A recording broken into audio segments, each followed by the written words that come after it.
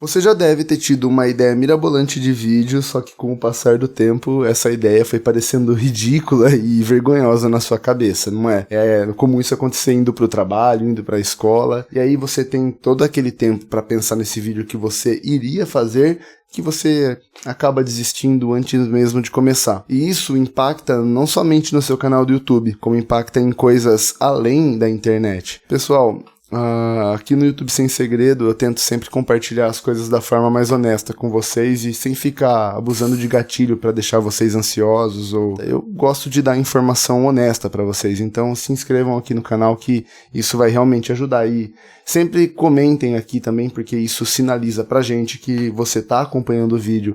Então para esse vídeo a palavra vai ser pena. Por que pena, André? É porque é a principal coisa que a pessoa que tem síndrome do impostor sente de si mesmo. É uma pena indescritível.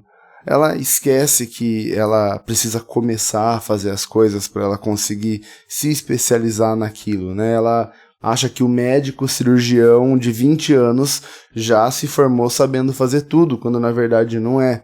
A síndrome do impostor, ela funciona como? Você executa uma série de atividades e nas atividades que você tem mais desenvoltura, você consegue reparar melhor os pontos fracos. E aí, digamos que isso aconteça fazendo vídeo.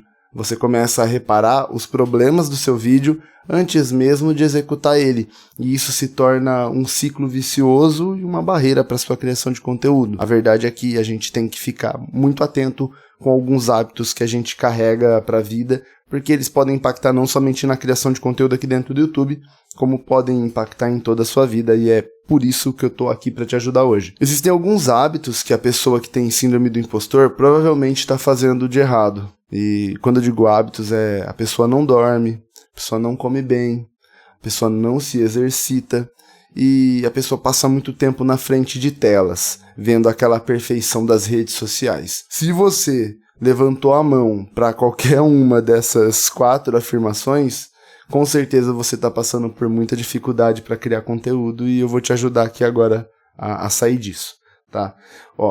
Pra gente diminuir já de cara aqui o primeiro e o segundo problema, a gente tem que se atentar, começar a dormir no mesmo horário, criar uma rotina de sono.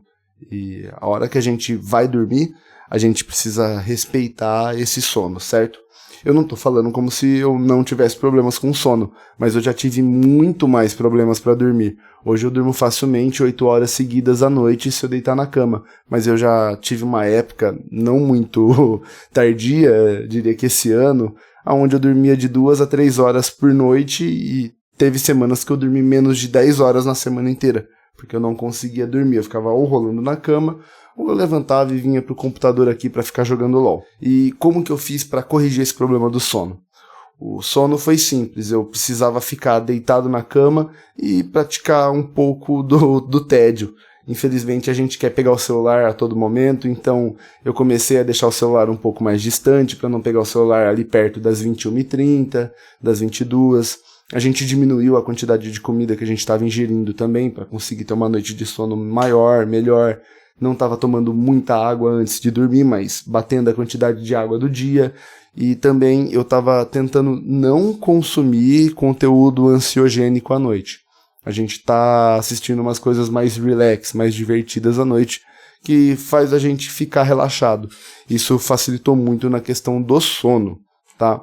Agora, na questão da comida, né? Você não pode ficar comendo porcaria direto. Eu não vou falar pra você que eu não como porcaria, porque eu como. E a questão é você saber balancear. Se você comer porcaria todo dia, o seu corpo vai ficar cheio de espinha e a sua cabeça vai ficar fraca pra sua questão de mentalidade. Porque o açúcar, a gordura que tem nos alimentos ultraprocessados, elas viciam. E quando a gente se rende a isso de forma diária, a dopamina do cérebro fica desregulada. Então, o ideal é que você faça sessões de refeições livres ao longo da semana. E eu não tô falando aqui sobre dieta, não, pra você, coloca uma dieta aí e faz uma refeição livre no fim de semana. Não, faz quantas você julgar necessário, mas entenda que quanto mais refeição com junk food, com comida ruim, pior o seu corpo funciona, pior o seu cérebro funciona. Então, é muito importante você controlar o tipo de alimento que você consome. Sobre a questão de exercícios, o corpo humano ele necessita de pelo menos de 25 minutos de caminhada por dia. senão a gente fica maluquinho da Silva.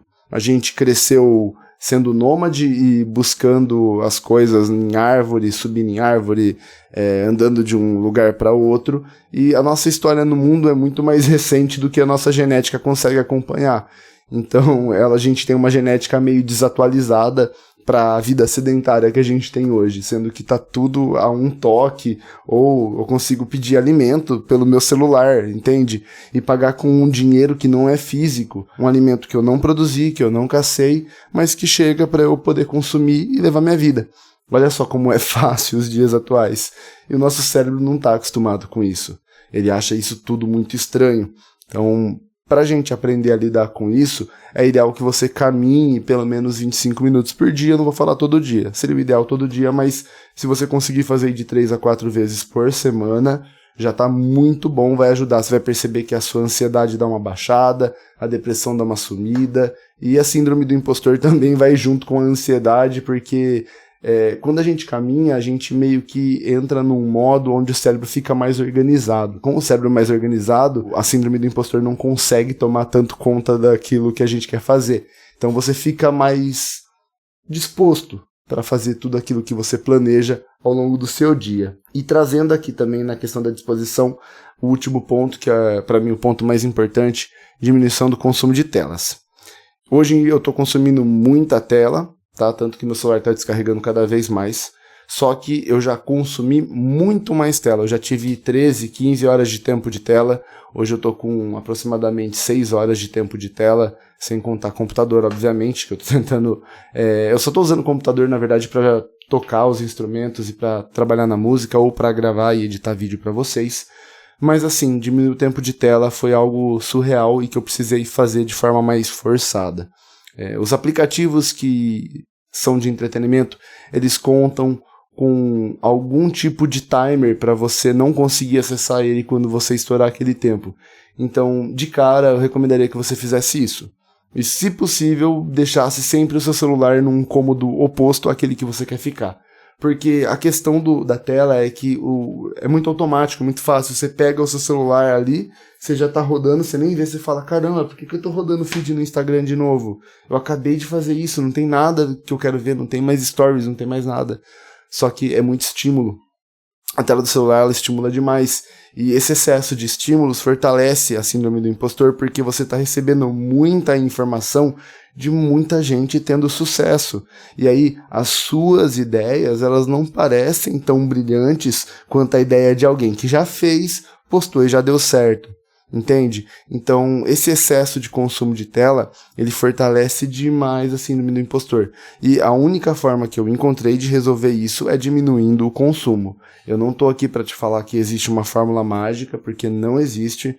Não existe um remédio que vai tirar com a mão a síndrome do impostor de dentro de você.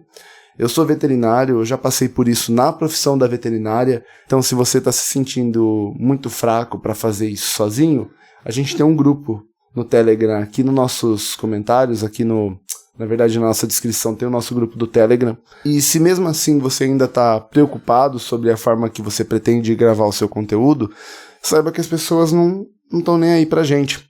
Que depois que elas assistem o nosso conteúdo, cerca de uns 20 a 30 minutinhos depois, elas acabam esquecendo tudo aquilo que a gente falou. E que às vezes a gente está se preocupando com umas coisas à toa que ninguém vai lembrar, às vezes pouca gente vai ver, às vezes ninguém vai ver. E aprender a lidar com isso é o que vai diferenciar você aqui na internet.